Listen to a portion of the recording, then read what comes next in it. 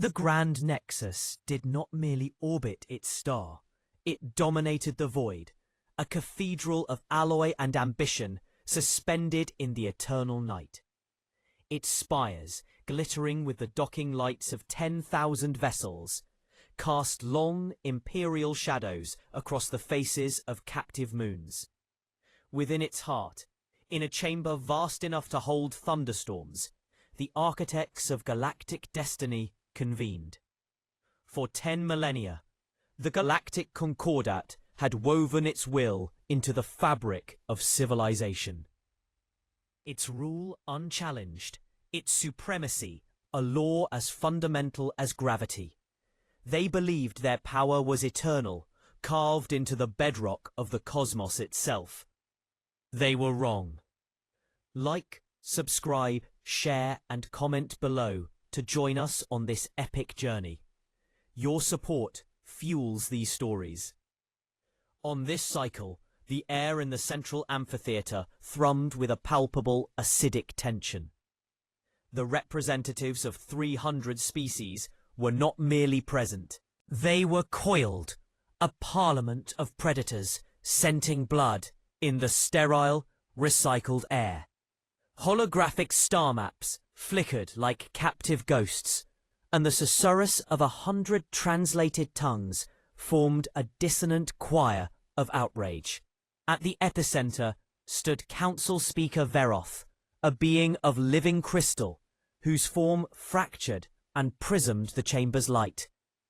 The colors dancing within his facets were those of cold assurance and withering contempt. A visual symphony of arrogance. /P.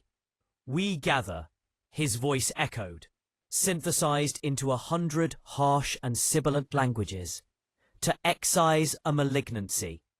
The holographic display behind him dissolved, reforming into the image of a modest yellow star. The species self-designated as humanity has spat upon our accords. They have crossed demarcated borders, ceded colonies without tribute, and now they refuse the sanctity of our summons.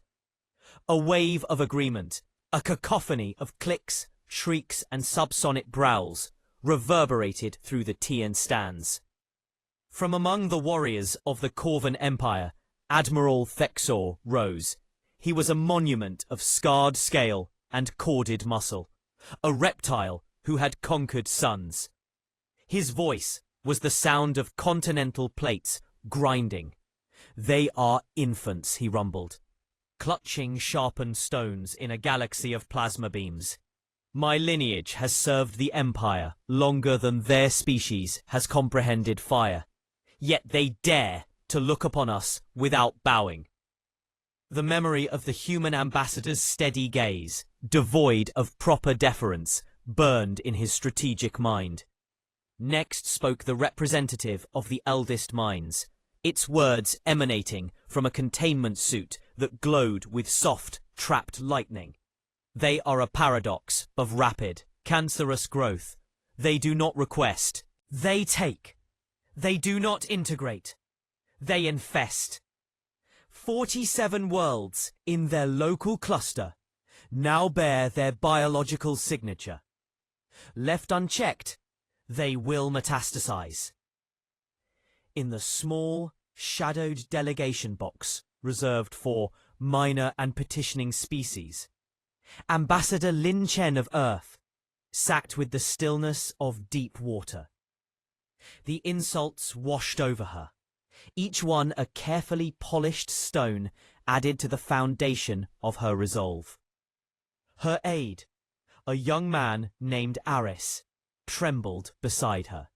"Ambassador," he whispered, the words tight with panic. "They speak of fleet movements, of punitive strikes. We must respond." Chen did not turn her head. Her eyes, dark and unreadable as event horizons, remained fixed on Speaker Veroth.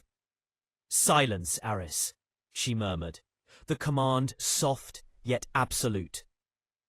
"Let them reveal the depth of their contempt. A predator who shows its teeth, has already told you everything you need to know. The hologram zoomed in on the Sol system. Earth, a blue and white marble, seemed pitifully fragile amidst a nest of primitive orbital infrastructure. Veroth's crystalline fingers flicked, highlighting crude vessels. Behold their navy. Converted freighters. Kinetic projectile weapons. Power sources a millennium obsolete.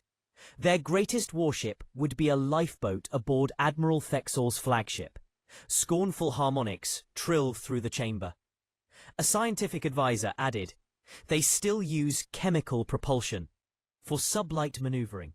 Their comprehension of the universe is a child's scribble." The laughter that followed was not joyous. It was the sound of giants amused by the futility of an insect's defiance. Thexor stepped forward again, the lights glinting off his battle-worn scales. "I propose a lesson, not an extermination. A fleet, 300 vessels. We will shatter their outer colonies, cripple their industry, and hold their cradle world hostage until their knees buckle and their foreheads touch the deck. They will learn the weight of the word civilization, for we will teach it to them, one world at a time." The vote was a formality. A constellation of emerald affirmation lights blossomed across the balconies. 300 in favor. 7 amber abstentions. 0 red. 0. The will of the galaxy was unanimous. Humanity would be broken. Only then did Ambassador Chen rise. The silence that followed was heavier, more hostile than the noise that preceded it. She walked with a diplomat's grace to the speaking floor, a lone figure in dark blue against the kaleidoscope of alien grandeur. Veroth's internal light pulsed with impatient violet. The Council recognizes the human representative. The decision is ratified. Speak quickly. Chen's gaze swept the assembly, meeting each pair of alien eyes, compound, crystalline, gaseous, with unsettling directness. For 5 cycles, her voice was clear, devoid of plebeian tremor. I have stood in this place. I have offered our hands in trade, in friendship, in mutual defense. You have rejected them. You have called us primitive, aggressive, a disease. You have measured our ships and found them small. You have analyzed our engines and found them quaint. She paused, letting the memory of their mockery hang in the air. Today, you have voted to burn our homes, enslave our children, and erase our future. You believe this will be a simple policing action. You believe we will shatter at the first blow. She offered them a smile then. It was a small, chilling thing, devoid of warmth, full of secret calculus. I am here to deliver a final warning. You possess no comprehension of what you are stirring from its slumber. You are peering into the abyss and mistaking your own reflection for its depths. This is the greatest miscalculation your 10,000-year civilization will ever make. The chamber erupted. This was no longer scornful laughter. It was genuine, roaring incredulity. Thexor's guffaw shook the very air. You threaten us. When my flagship darkens your sun, human, I will replay this recording for my amusement. Perhaps I shall keep you as a pet. To witness the humility we instill, Chen's smile did not falter. It deepened, becoming something ancient and terrible. You will witness it firsthand, Admiral, and you will remember this moment. You will remember you were warned. She turned, her uniform jacket straight, and walked back to her box through a tunnel of derisive sound. Ambassador, for God's sake, what do we do? Aris pleaded, his face ashen. Chen sat, folding her hands. Now, We observe. We wait. And we allow them to learn the first, most fundamental rule of encountering humanity. She looked up, and in her eyes was the cold fire of 1,000,000,000,000 distant stars. Never threaten the den.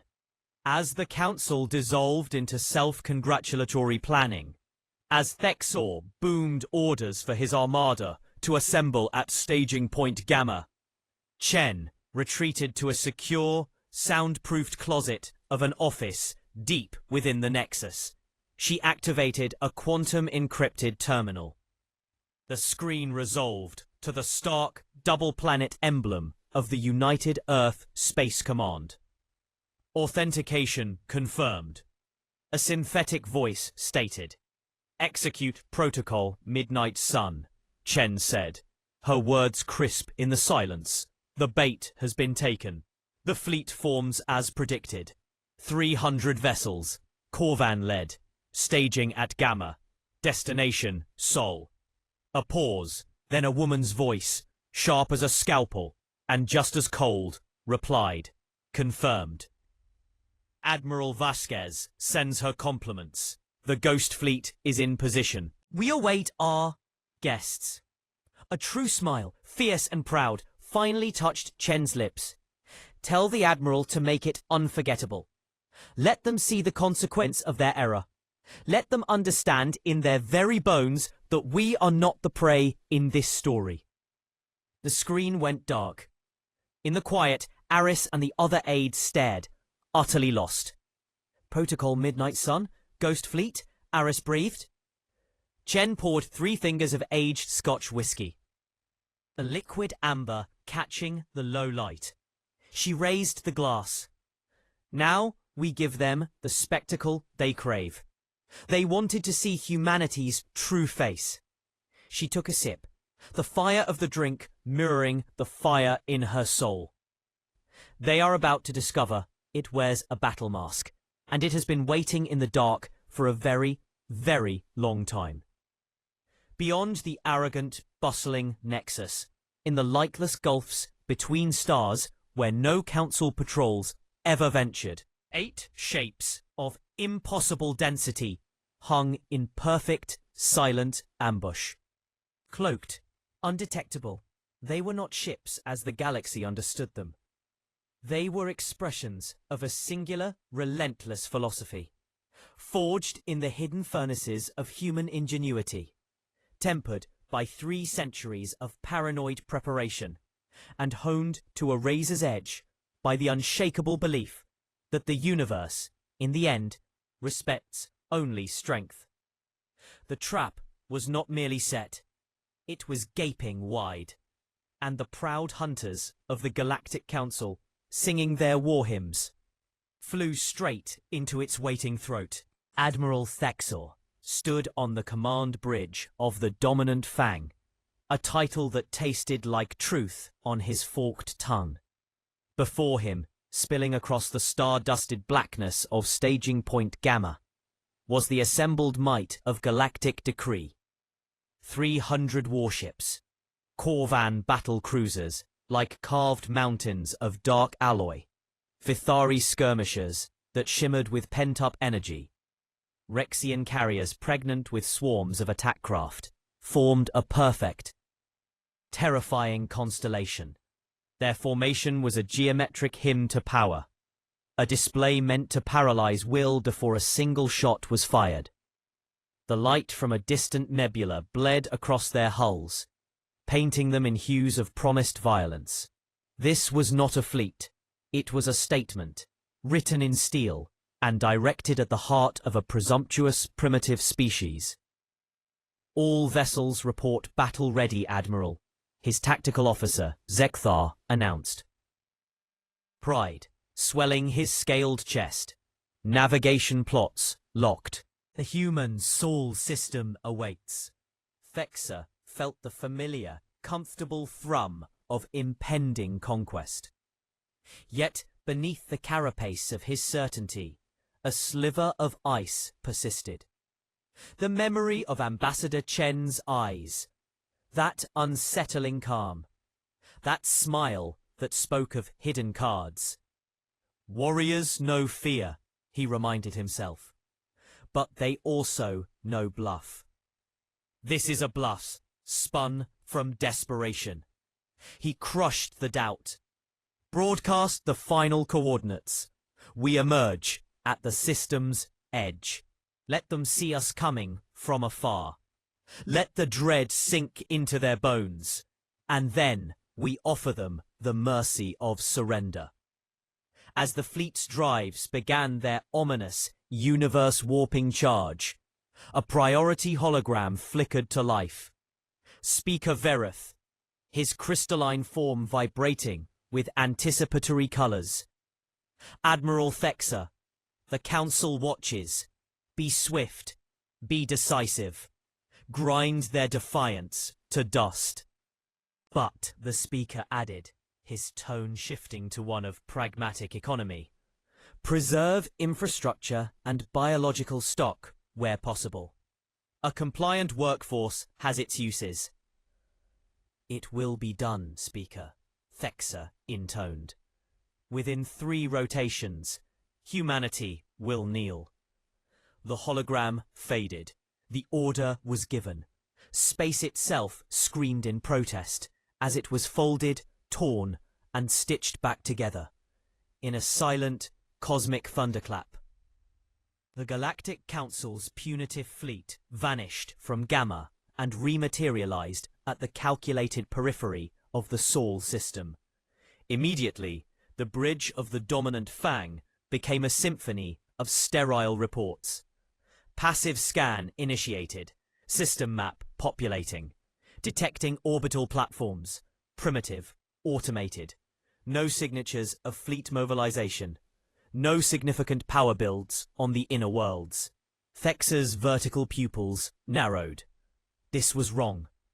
An enemy fleet at your threshold demanded a response, a scrambling of defenders, a show of frantic, futile preparation. Sol was quiet, eerily, unnervingly quiet. The planets hung in their orbits, indifferent. The only activity was the dim, predictable pulse of civilian traffic and the static-laden babble of human media channels, already shrieking with panic. They are hiding, Zexthar suggested, a note of derision returning, cowering behind their planet, hoping we will overlook them. Or they have already accepted the inevitable, another officer offered. No, Thexa growled, the ice in his gut thickening. Chen was not resigned. She was anticipatory. Advance combat speed. Clear those automated relics. Let us see if flushing the underbrush stirs the prey. The armada moved as a single monstrous entity, a tidal wave of metal and malice rolling inward from the dark. As they crossed the orbit of Neptune, the human defense platforms awoke. Missiles, slow and chemically propelled, streaked out on pathetic plumes of fire. Kinetic rounds, impressive perhaps to other humans, lumbered through the void. The Council fleet's point defense networks engaged with contemptuous ease. Lasers licked out, detonating warheads 1,000 kilometers short. Energy shields shimmered, dispersing kinetic energy into harmless light.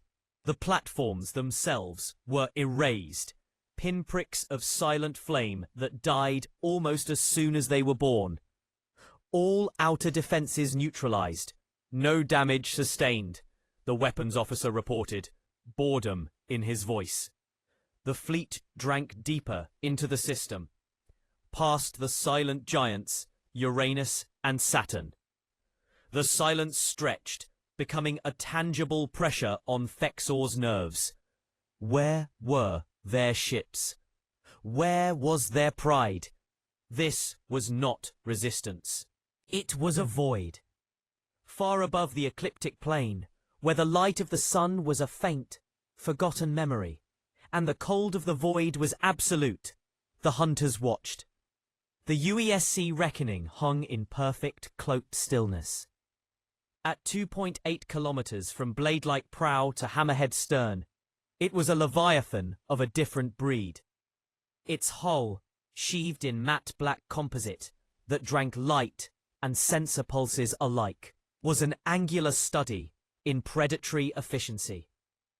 Hundreds of weapon ports lay hidden behind recessed panels. Its reactors hummed a low, hungry song, powering systems whose very existence was a galactic secret. On its bridge, Admiral Elena Vasquez stood with the poised stillness of a raptor on a high wind. Her eyes, the color of glacial ice, scanned the tactical overlay. The Council fleet was a brilliant, arrogant swarm of red icons, moving along the predicted path with bovine obedience. They were destroying the sacrificial pawns, the outdated platforms, the hollow orbital stations, their confidence swelling with each meaningless victory. "They've taken the bait, Admiral," Lieutenant Commander Park reported from the tactical station. His voice was steady, but a fierce light burned in his eyes. "Proceeding toward Mars orbit. ETA to engagement zone. 2 hours, 14 minutes.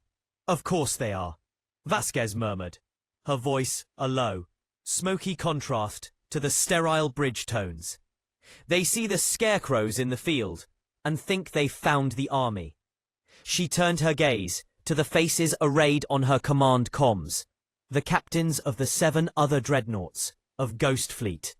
Vengeance, defiant, relentless, indomitable, sovereign, unconquered, retribution. Each face was a study in focused lethality. "Final check, captains," Vasquez said. "The plan is unchanged. We decloak, we encircle, we shatter their cohesion in the first 10 seconds. Target their command and control, their capital ships. We are not here to trade blows.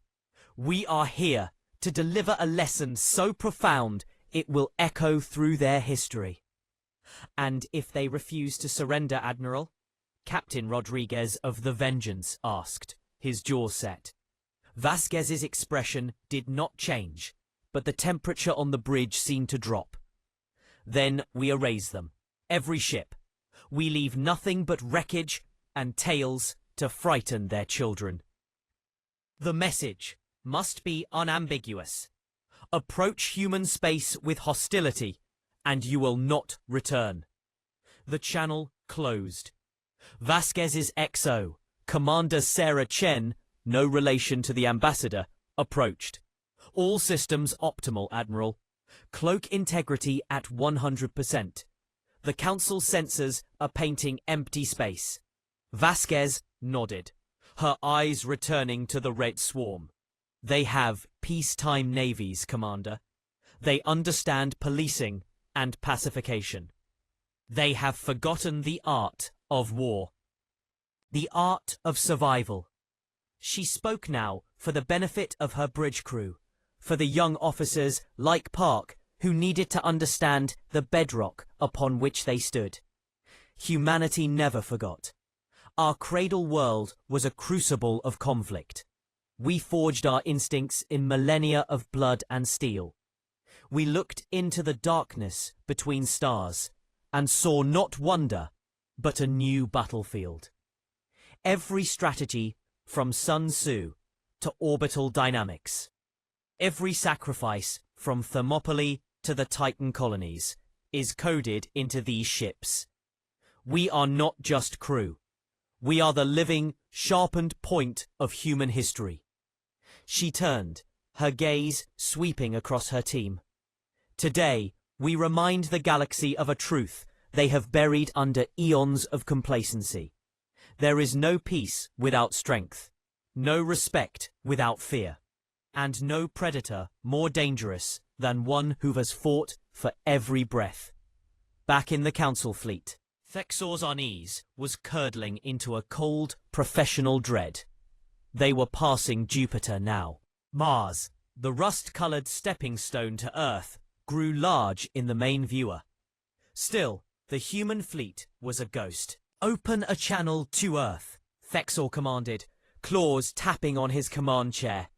"All frequencies, maximum power, It is time. His image, scaled and formidable, was broadcast across the human system. His voice, translated into dozens of human languages, boomed from every receiver. People of Earth, this is Admiral Thexor of the Corvan Empire, commanding the Galactic Council fleet. Your defiance ends now. Look upon the force that surrounds your world. Your pitiful defenses are ash. Your isolation is complete. You are outmatched. You are defeated. He let the silence stretch, imagining the terror on the pale human faces below. I offer terms. Power down your weapons. Recall your scattered craft to Earth and disarm them. Submit to the governance of the Council. Comply, and your species may yet serve a purpose in the greater galaxy. Resist. He let the threat hang, a naked blade over their future. It was then that every alarm on the dominant Fang erupted in a skull-splitting chorus. Contact! The sensor officer screamed, his voice shredding with panic. Multiple massive contacts. They're materializing all around us. Reading 8 supermassive signatures. They were just there. On the main viewer, space itself seemed to convulse. Reality shimmered, tore, and bled darkness, and from the bleeding darkness, they emerged. 8 monoliths, each one a mountain of weaponized shadow, dwarfing the largest Corvan cruiser. They appeared in a flawless, horrifying sphere of encirclement, having slipped inside the Council formation with silent, impossible grace. Their hulls were devoid of ornament, covered in angular, light-absorbent plates that made them look like holes torn in the fabric of space. Along the flank of the largest, hanging directly above the dominant Fang, letters 30 feet tall were etched. UESC Reckoning. Thexor's heart, a powerful muscular organ that had steadied through 100 battles, stuttered. This was the bluff. This was the secret. And it was not a bluff at all. Then a human voice sliced across every Council comms channel, female, calm, and colder than the interstellar void. Council Fleet, this is Admiral Elena Vasquez of the United Earth Space Command. You have entered protected space. You have threatened our home. You have based your assumptions on the shadows we chose to show you. A pause, more terrifying than any shout. That was your first mistake. All ships, evasive action. Fire at will. Thexor roared, his command dissolving into a raw snarl. 300 warships erupted in a cataclysm of light. A storm of plasma beams, laser lances, and guided singularity missiles converged on the 8 human dreadnoughts. The space around the Reckoning and its sisters became a supernova of directed energy, enough to liquefy a planet's crust. The human shields activated. They did not flare or shimmer weakly. They ignited, becoming spheres of blinding, actinic white that drank the fury of the Council's barrage. For 3 interminable seconds. The Reckoning was the heart of a newborn star. Then the light faded.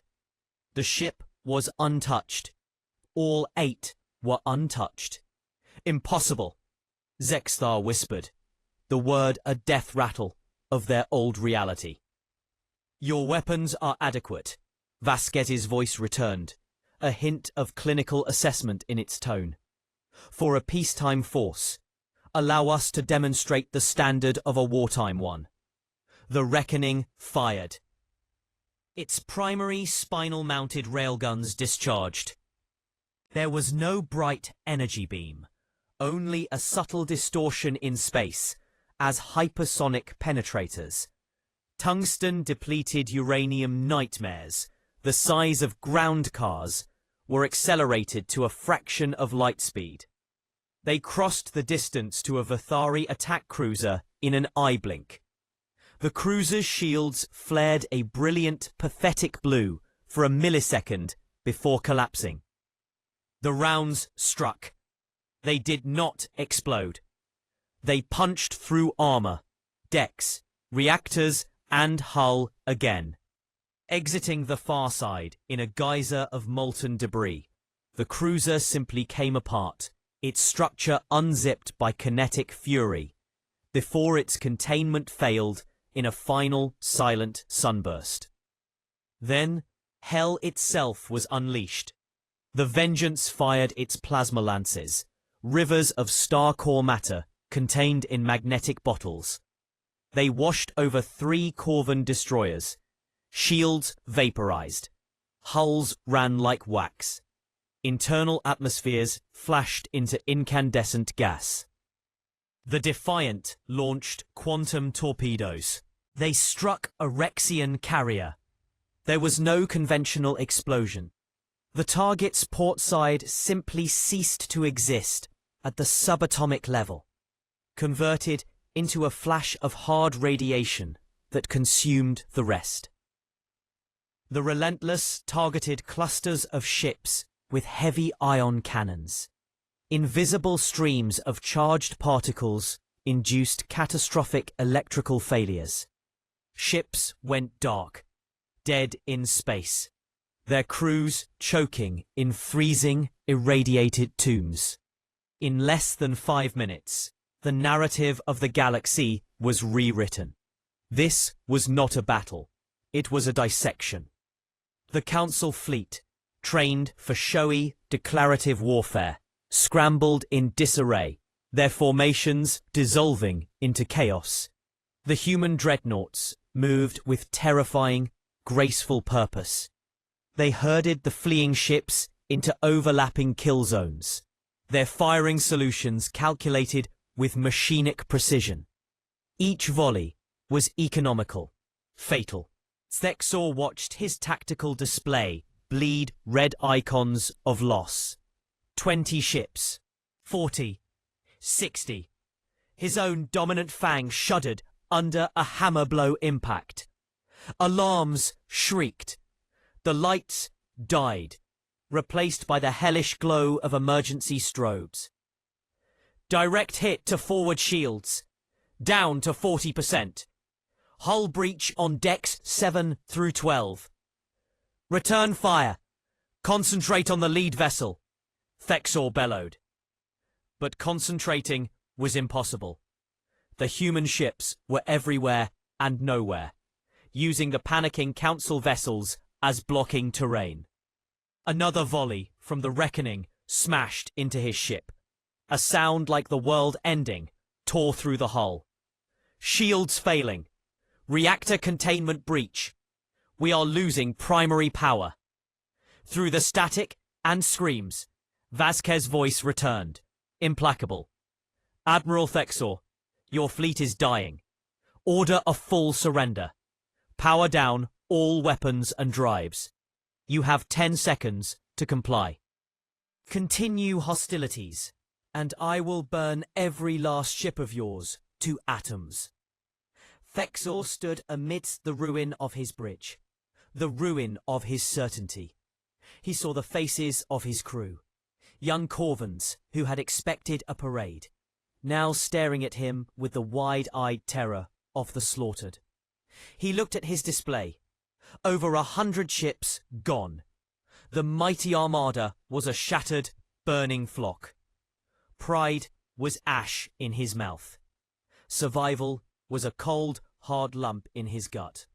He closed his eyes, the weight of 10,000 years of imperial tradition crushing him.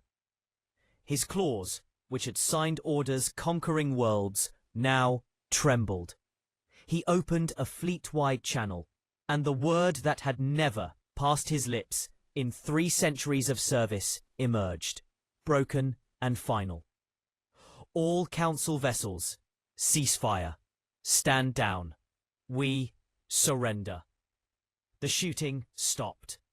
The sudden silence was more deafening than the battle. In the quiet, amidst the drifting funeral pyres of his fleet, Admiral Thexor, conqueror of stars, understood one thing with absolute, soul-chilling clarity. Humanity had not been hiding in fear. They had been waiting in the shadows, and the shadows had teeth. The silence that followed the surrender was not peaceful. It was the silence of a graveyard orbiting a red planet. It was the silence of shattered confidence, of punctured myth, of 300 civilizations collectively holding their breath. Wreckage spun in lazy, tragic orbits, twisted alloy, frozen atmosphere crystals, and the darker, more terrible debris that had once been living beings. Emergency beacons from escape pods pulsed like frantic, dying fireflies against the eternal night. The 8 human dreadnoughts, having extinguished their blinding shields, now hung like obsidian judges, their weapon ports still glowing with a baleful, restrained light, maintaining targeting locks on every surviving Council vessel. On the bridge of the reckoning, Admiral Vasquez did not smile in triumph. Her face was a mask of carved granite, etched with the lines of 30 years staring into the abyss of strategic possibility. The victory was absolute, textbook, and yet it settled in her stomach like a cold, heavy stone. This was not an end. It was a beginning, the first thunderous note of a new and terrifying symphony. "Damage report," she commanded, her voice the same calm, even instrument it had been before the storm. "Vengeance reports minor shield degradation, already regenerating." Commander Chen replied, her eyes scanning the data flowing across multiple screens. "All other Ghost Fleet vessels report negligible damage, combined combat effectiveness at 97% and climbing. 8 ships. They had faced the assembled might of Galactic Authority, destroyed or crippled over 100 enemy vessels, and emerged virtually unscathed. The data would be analyzed, the tactics studied, but the visceral truth was what mattered. Human technology and will had proven themselves an order of magnitude superior. "Open a channel to the Council Fleet Command ship," Vasquez ordered. "Broadcast it to all survivors." The image of Admiral Thexor resolved on the main viewer. The change in the Corvan was profound.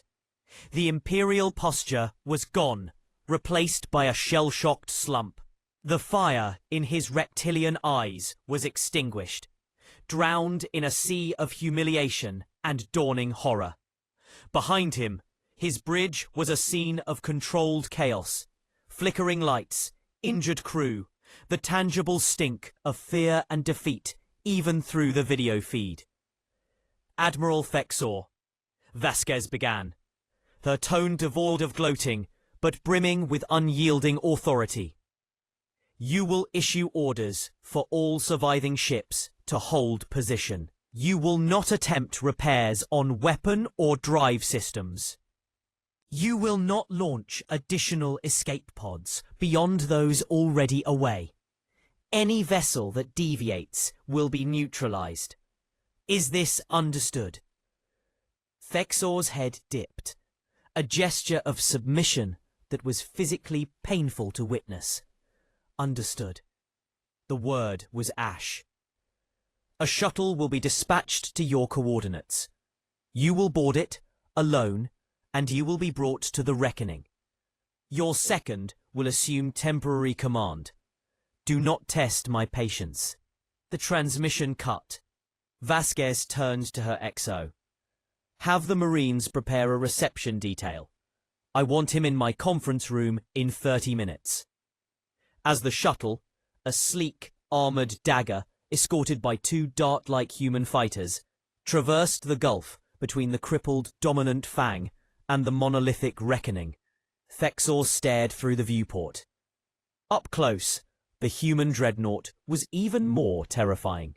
Its hull was a landscape of functional brutality. No decorative fins, no proud emblems, just recessed weapon bays, sensor clusters, and armor plating layered like the scales of some primordial mechanical dragon. The hangar bay he was guided into could have swallowed his flagship whole. Inside, rows of attack craft, fighters, bombers, dropships, were lined with machined precision. The scale of it, the sheer industrial might it implied, sent a new wave of cold dread through him. This was not a lucky find or a stolen technology. This was the output of a civilization that had mobilized its entire soul for war.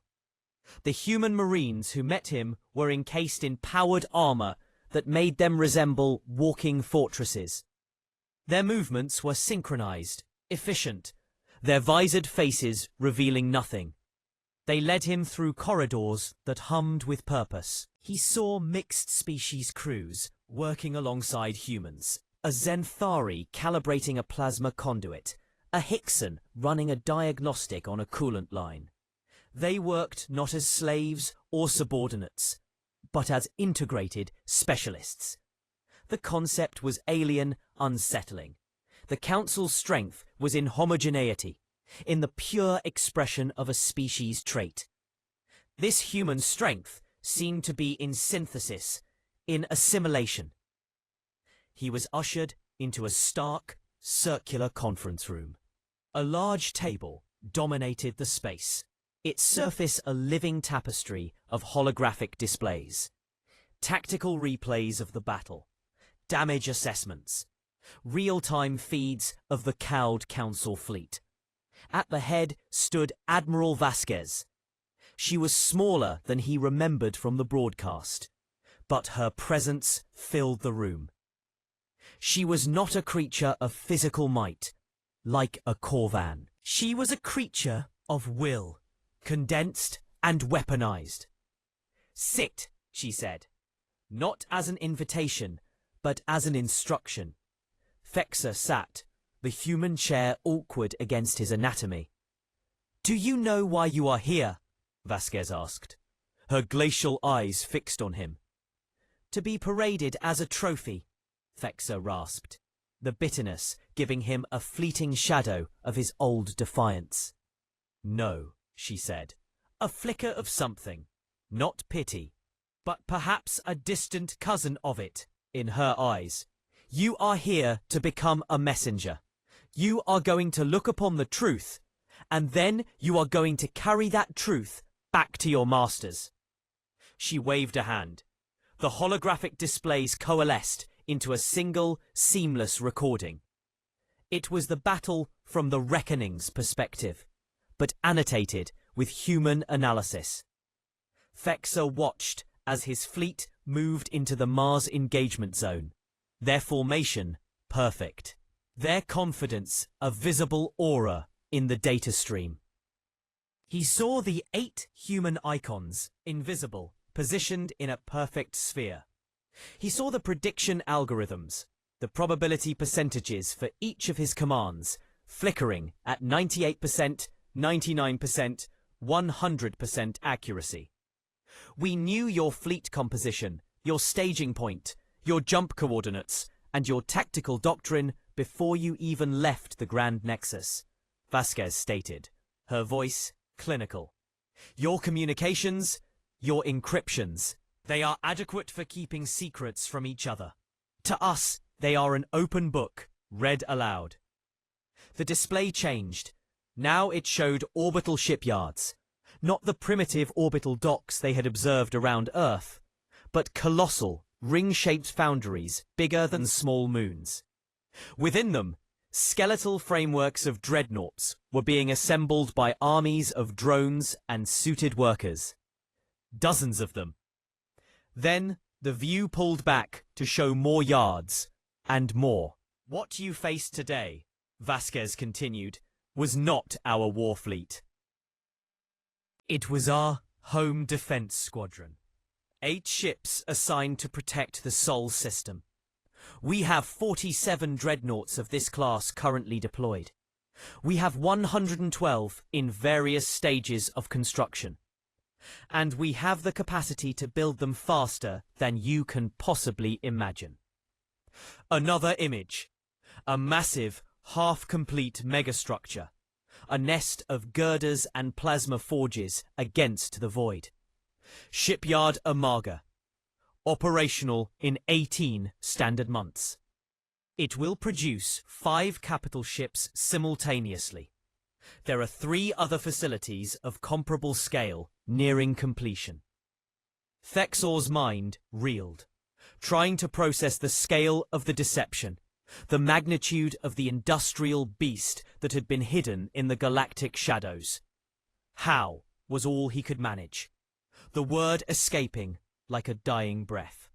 Because we learned a lesson your council forgot millennia ago, Vasquez said, turning to face the star field outside a large viewport. The wreckage of his fleet was a poignant smear against the stars. The only true sovereignty is that which you can defend with overwhelming force. You mistook our diplomacy for weakness. You mistook our controlled expansion for recklessness. You saw a young species and thought you saw prey. She turned back, and her gaze was like a physical weight. You were looking in a mirror, Admiral. You saw the reflection of your own past, expansionist, warlike, territorial, and you despised it. You built your polite, bureaucratic empire on the graves of species you once considered primitive, and you convinced yourselves you had evolved beyond such brutish things. Humanity never suffered that delusion.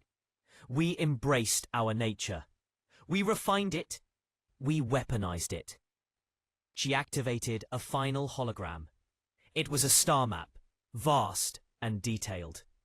A swath of space, larger than the Council had ever believed human influence reached, glowed a steady, assertive blue. These systems are under the protection of the United Earth Space Command. Any Council military intrusion will be met with immediate and total destruction. The map expanded, showing adjacent systems, many of them minor species currently under Council protection. These species are being offered membership in the Terran Accord, voluntary membership, partnership, not subjugation. An attack on them will be considered an attack on us. You are carving an empire from Council space, Thexor whispered, the political implications crashing down upon him. We are offering a choice, Vasquez corrected sharply. Something your council rarely does. The age of your unilateral authority is over. You have 2 paths forward. The first, accept humanity as a sovereign peer. Negotiate treaties. Engage in equitable trade. Adapt your 10,000-year-old club to include a new powerful member. And the second? Thexor asked, though he already knew the answer. Vasquez's expression hardened into something that could have cracked planets. The second is war, not a punitive expedition. Total war. We have identified every major shipyard, every fleet anchorage, every capital world in the Council. If you force our hand, we will burn your civilization to ash. We will scatter your fleets. We will reduce your grand nexus to floating debris. We will win, Admiral, and the cost will be the end of everything you have built. The silence that followed was absolute. Thexor felt the foundations of his universe, of his very identity, dissolve. The Galactic Council was not the pinnacle of evolution. It was a complacent giant, about to be toppled by a younger, hungrier, and infinitely more dangerous predator. Why show me this?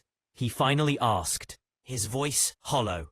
Why give me this Overview of your abyss. Because, Vasquez said, and for the first time, he heard a sliver of something like weariness, like regret beneath the steel. We are not monsters. We do not desire genocide. We desire a place at the table. You will return to the council. You will show them the recordings of this battle. You will tell them everything you have seen here. You will make them understand that the alternative to coexistence is oblivion. She walked to the door, which slid open silently.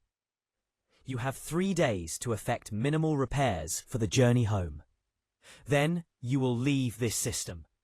Deliver our terms. As 2 Marines escorted him back to his shuttle, Fexor moved like a ghost through the corridors of the reckoning. He saw human medics treating wounded Corvan survivors brought from the wreckage.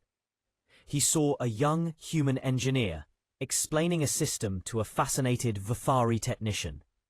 He saw not the face of a ruthless conqueror, but of a determined, frighteningly pragmatic civilization that had simply refused to be victims. The journey back to the dominant Fang was a descent into a personal hell. Through the viewport, the human dreadnoughts watched him go, patient and immovable as laws of physics. When he finally stood back on his own shattered bridge, the weight of his duty settled upon him. He was no longer just a defeated admiral. He was the herald of a galactic revolution. He would have to stand before Veroth, before the assembled might of 300 arrogant species, and tell them their reign was over. He would have to be the one to speak the unspeakable, that in the darkness they had ignored. Humanity had been forging a sword, and now the edge of that sword was at their throat. 6 months later, the Grand Nexus. The council chamber was a temple of panic.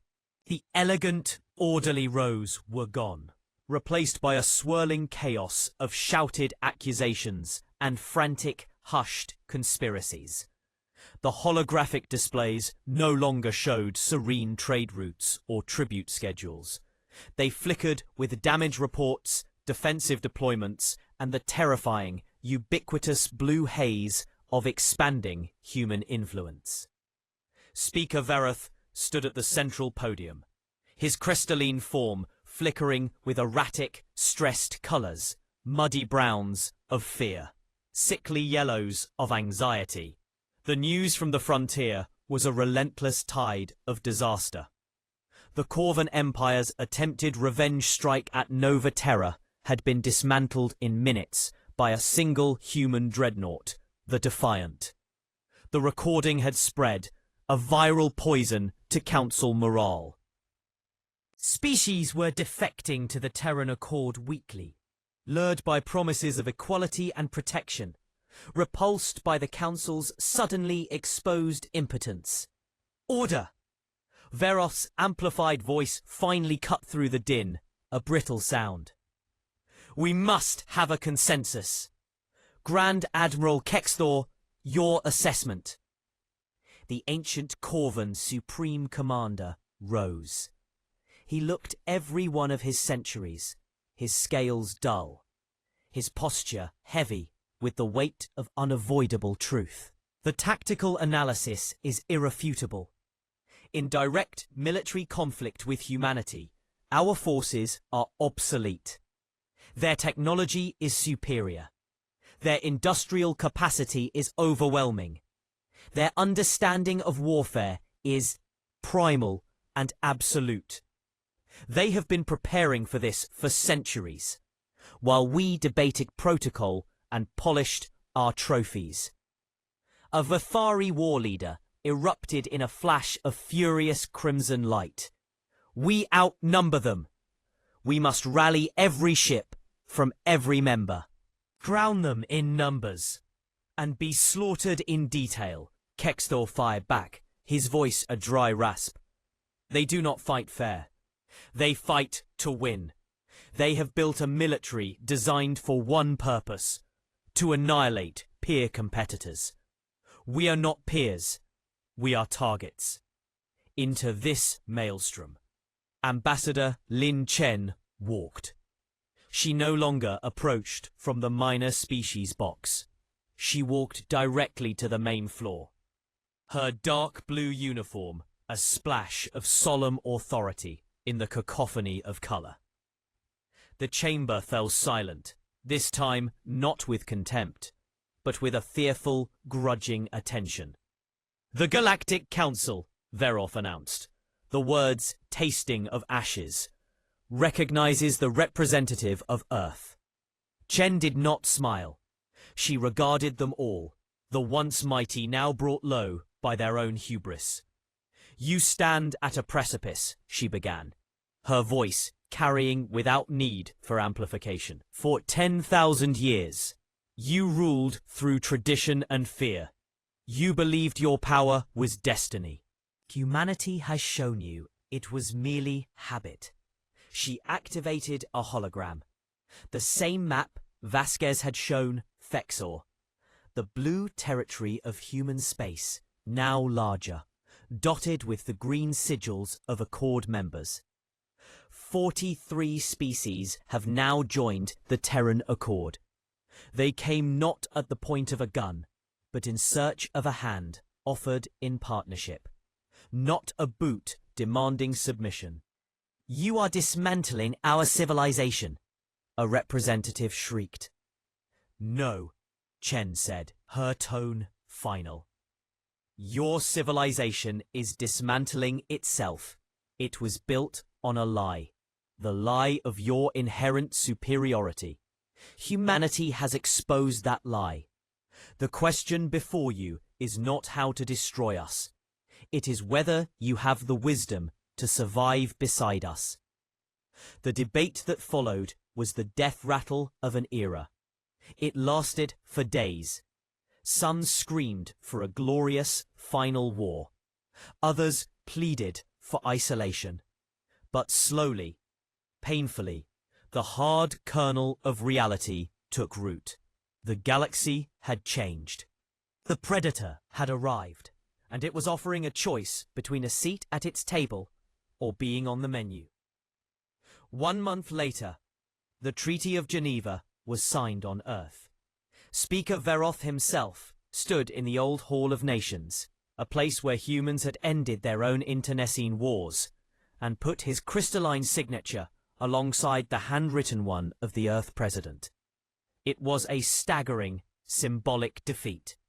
The most powerful being in known space had come to the human homeworld to sue for peace. Admiral Vasquez, standing at rigid attention in her dress uniform beside Chen, watched Veroth with unblinking eyes. "You do not trust us," Veroth observed quietly as the ceremony concluded. "Trust is a plant that grows in soil fertilized by mutual respect," Vasquez replied, her voice low. "Right now, we have a mutual understanding born from a demonstration of capability. That will do for a foundation. And if that understanding breaks..." Vasquez turned her head just slightly and met his shimmering facets. "Then you will learn that the Ghost Fleet was a defensive precaution. Our offensive armadas are another order of magnitude entirely. Pray you never see them, Speaker." Veroth's colors rippled in a complex pattern Chen couldn't fully decipher, but the dominant hue was a somber, accepting grey. "You speak of peace from a position of absolute strength. It is the uniquely human duality. It is the only peace that lasts," Chen said, joining them. "We wish to be partners, but we will never again be pets." In the years that followed, the Terran Accord blossomed into a major galactic power. Trade flourished. Technology was exchanged, with humanity's ruthless engineering principles cross-pollinating with the Council's elegant, ancient sciences to create wonders. But humanity never stopped building, never stopped watching. 3 years after the Battle of Mars, Admiral Vasquez, her hair fully silver now, stood on the bridge of the Reckoning, watching the endless procession of new dreadnoughts emerging from the fully operational shipyard Omega. The fleet under her command had grown from a ghost of 8 to a thunderous, visible fist of thousands. Admiral Commander Chen, now a captain, reported, "Diplomatic intelligence. The hegemony of the far stars is testing our frontier. Their rhetoric grows hostile." Vasquez nodded. It was inevitable. The galaxy was vast, and not all powers had witnessed the lesson at Mars. Some would need a reminder. "Deploy the Second Fleet to the frontier," Vasquez ordered, her voice still that of a woman who commanded star systems. "Make it visible. Make it unmistakable." "A show of force, Admiral." "A reminder, Captain," Vasquez corrected, her eyes on the limitless stars. "A reminder that the galaxy has new laws, that humanity protects its own, and that the price of aggression is annihilation." She turned, her gaze encompassing her bridge crew, the heirs to this hard-won legacy.